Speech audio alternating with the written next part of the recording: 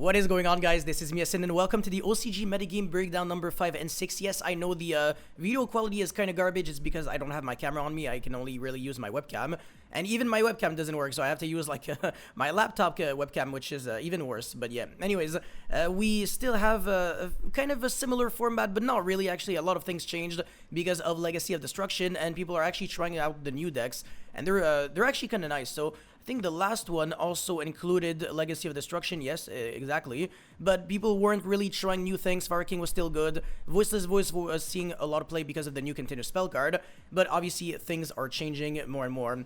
But yeah, anyways, again, by the way, you will have to endure this video and another video with garbage quality, so I really apologize in advance. Anyways, before we go any further, friendly reminder to smash the like and subscribe button. I really appreciate you guys, and now let's get right into it. Alright, so first things first, this is actually a pretty big compilation because we got 220 top-performing decks from 51 tournaments during basically just 2 weeks, actually, so it's definitely something. Fire King is taking a fourth of the top cut representation, which makes sense. I mean, it was always like in the 30%-ish kind of, but yeah, 25% is pretty much close enough. Voiceless Voice, second best deck. This will pretty much never change, and even in like the TCG we can see Voiceless Voice doing really well. Again, I played in YCS Costa Rica, so I know that for a fact. I know that a lot of Voiceless Voice players topped and did really well with the deck. Some teams even had 2 Voiceless Voice players in them and did extremely well. For example, the team that got 3rd place, 1 pure Snake Eyes, 2 Voiceless Voice. This deck is extremely solid and for a very good reason, and it's also a decent investment because, again, the Blessing allows you to recycle back your cards from the graveyard banished, so you have an infinite grand game, and you can also Ritual Summon on the opponent's turn so you can apply even more pressure, and you can kind of make some nasty combos where you can double Seravis your opponent since you're bouncing it back and then you're Ritual Summoning it again on the opponent's turn. It is kind of filthy, yeah, especially since it's not once per turn. It's insane, or at least I'm pretty sure. Anyways, pure Snake Eye, 3rd best deck. This deck also got a new support, so that's also very nice. Tenpai Dragon is probably the main concern, you know, the main subject of this video, because this deck, I kept talking crap about it. I was like, oh, it's a gimmicky go second deck, but it's so insanely powerful that it works. You know, you can OTK with 1 single card, meaning that you can play like 25 non-engine. Okay, maybe I might be exaggerating a bit, but 20 non-engine, easy, maybe a little bit more. And it can also be used as a splashable engine, or you can splash some engines in Tenpai Dragon. So yeah, just another 1-card combo deck, but only going second because your broken effects, they only pop off during the battle phase. After that, we got Flunderies, which again, obviously is a shifter deck, Despia, and then Centurion, alright. Yeah, this deck is also insane because it can play shifter now because of the new Centurion Synchro monster. And in case you didn't know what it does, you can place back a Centurion monster from the graveyard or banished on the end phase, whereas Legatia is only from the graveyard, and you also draw 1 card, but that one you search Centurion card from the deck to the hand, and then you place from the banish. So obviously shifter just you can completely navigate through it and you can play it actually. So that's the reason why this deck is doing so much better. Melodious, it also makes sense that Melodious is a tier 1 deck.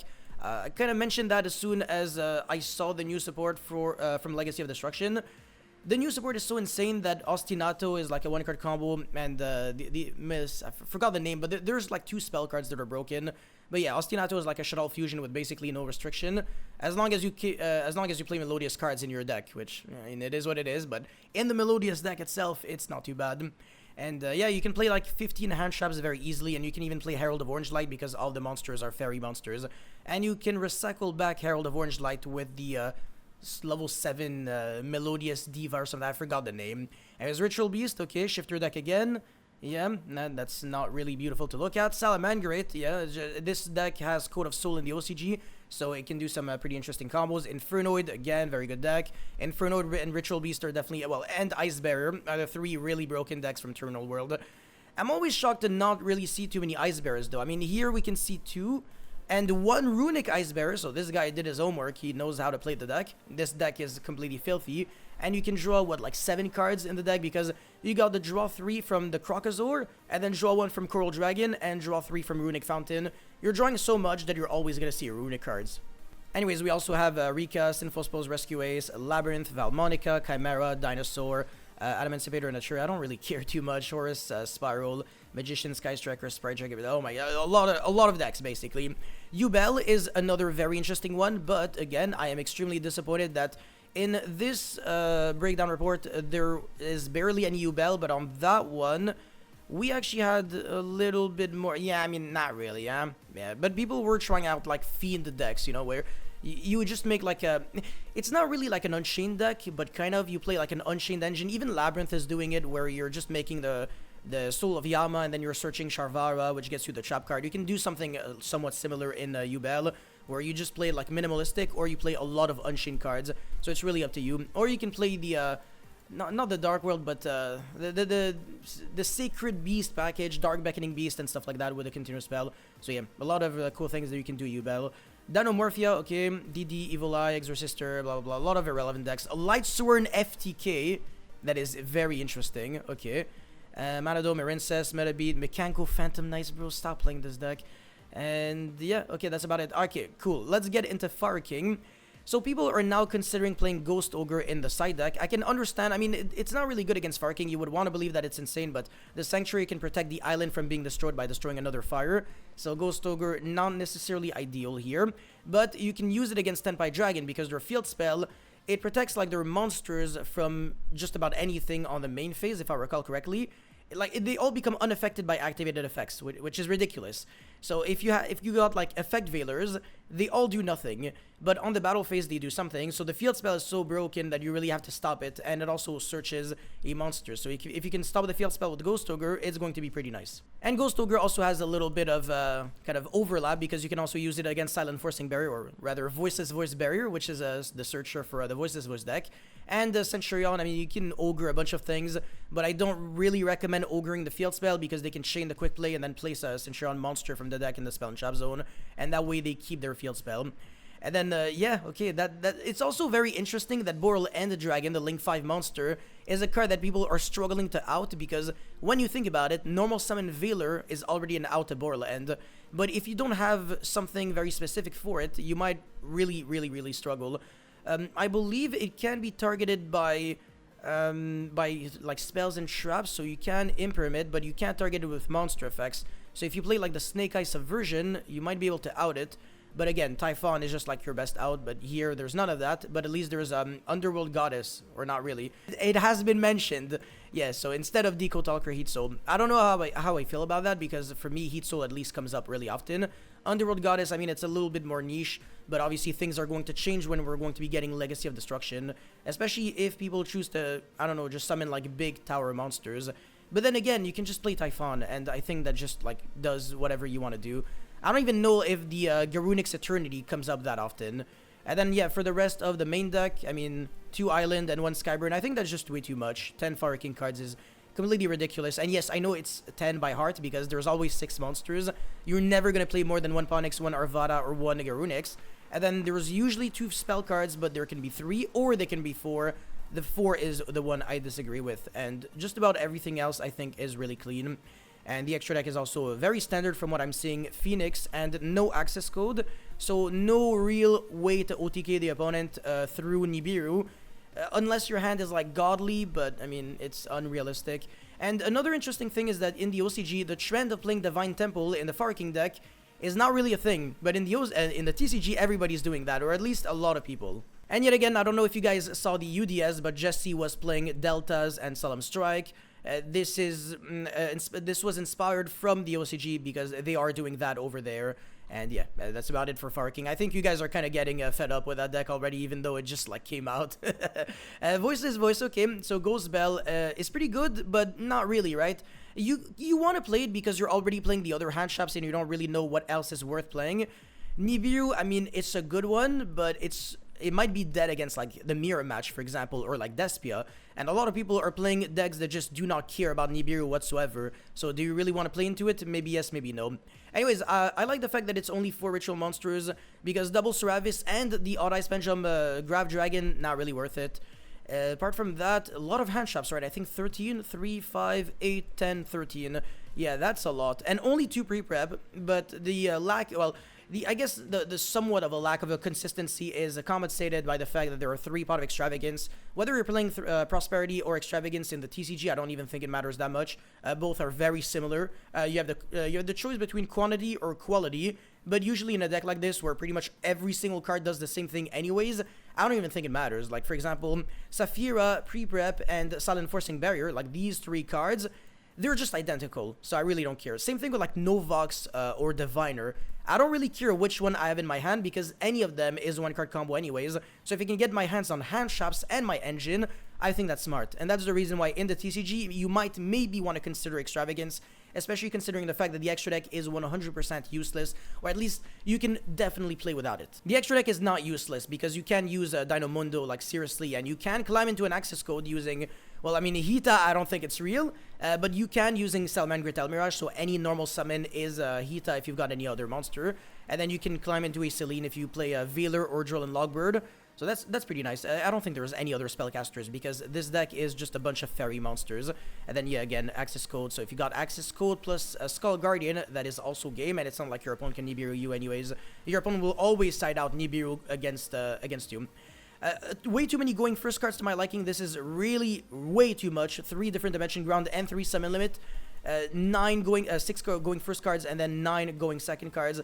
Heavy Storm Duster must be nice, eh? And then the one of talent for no reason. There's no cross out, no thrust. I swear to God, man, OCG players are built different. And then, yeah, obviously the 2 deltas with the Gamma and the Driver. The Driver, they never draw. The Gamma, they always draw. It's glued to their hand. This is Murphy's Law for you. And then 2 Droll and Logbird. Okay, yeah, that also makes sense, especially, again, considering Celine's existence. Chaos Angel, you don't even need any tuner monsters to make it. You can use Novox as well as Trias. And just like that, you can make Chaos Angel. For the Snake Eye deck, so there is one new card that adds a little bit to the strategy, and it is Snake Eye Diabellstar. So one really cool thing is, I don't know if you really want to do like a 1-card combo with it, but you can scale the, well, not really scale, but place the Snake Eye Diabellstar using Divine Temple, and then that can, I believe, special summon itself, and then place back another fire monster from a graveyard in your spell and trap zone. So it's pretty nice. It's kind of like a Populist 2.0, but it's a proactive way of special summoning itself. So it looks a little complicated to play, but I'm pretty sure that people are starting to figure out new lines using this card. And since it is a spellcaster monster and a Diabellstar and a Snake Eye monster, it is also searchable by Wanted, which is very interesting. And it is revivable off of Celine, and it's a fire as well, so it's placeable off of Populous and placeable off of Divine Temple. So it's just like, its name is very powerful. I don't know if its effect necessarily is, but yeah, belonging to 2 archetypes is crazy. Like, we've seen this with original Sinful Spell Snake Eye. It's a Sinful Spells card and a Snake Eye card, so it's searchable by both the Populous and the Diabellstar. Same thing with Subversion, the card that can place monsters on the spell and trap zone, so I definitely like it a lot. The extra deck, nothing too interesting. Outside of the fact that I really like I do like the fact that there is no Jet Synchron, so no Synchro plays, which means no Omni Negates, but the deck just looks very clean, trying to minimize the amount of bricks, and we are only playing 1 Flamberge now, which I absolutely love. I think this has to just be correct. So yeah, you're minimizing the amount of just trash cards, no Jet, 1 Flamberge. Maybe 2 Divine Temple is overkill, it's so easy to search anyway, so I think you might just want to play like 1 copy of it. But considering the fact that now placing the Snake Eyes Diabellstar can actually get your stuff going is definitely really cool.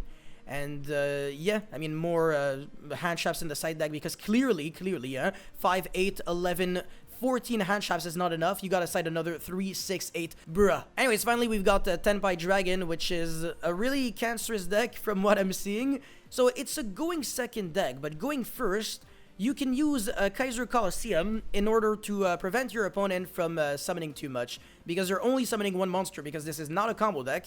You are not trying to do too much. If you got Kaiser Colosseum and the Hieratic Seal, your opponent can only have 1 monster on the field, because you can go, so obviously summon the Seal, activate Kaiser Colosseum pass, your opponent can normal summon a monster, whatever, attack over your Seal, and then you go effect, bounce back the monster, and then special summon a monster with a Hieratic Seal, and there is just absolutely no way your opponent can really clear it.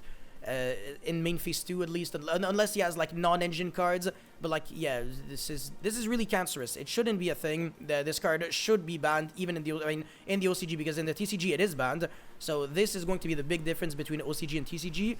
We are going to play this deck quite differently. I don't know if people are going to play it as like Dragon Link 2.0, because this is kind of what people are trying to do right now with like Romulus, Pistis, Striker Dragon, Boot Sector Launch, Ravine, Tracer, Rocket Recharger, Absol Router. Honestly, it's really ugly to look at. There's like 5 like undesirable cards to draw. Like all the Rocket cards are just garbage. Honestly, they suck. you're probably gonna be getting hard carried by the Tenpai Dragon engine, which I think is extremely strong. You got like so many 1-card starters. It does remind me a little bit of Centurion, how you just, every single card in the deck is something that makes you play the game. It's just that they're very like slow in the way they play the game because it's going second only, but when you pop off on the battle phase, you pop off and you win. And there are a bunch of like really disgusting combos that I will show in an upcoming video, so don't worry about it. But yeah, side deck, Burning Draw, this is a little disgusting, like the fact that you can target like an Apple or Ablo Whale and draw 4 cards.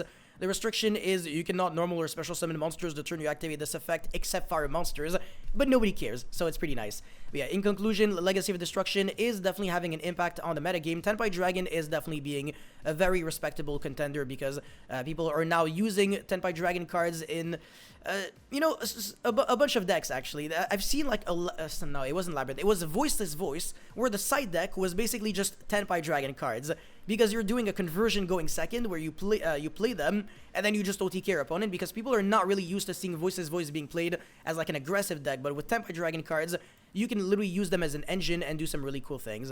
But yeah, and Centurion and Melodious are also getting more tops, so that's something to keep in mind because Centurion, again, that new Synchro monster is a little scary. Anyways, that's pretty much it for this video, guys. Thank you so much for watching. Don't forget to like and subscribe, and I'll see you guys very soon. Peace.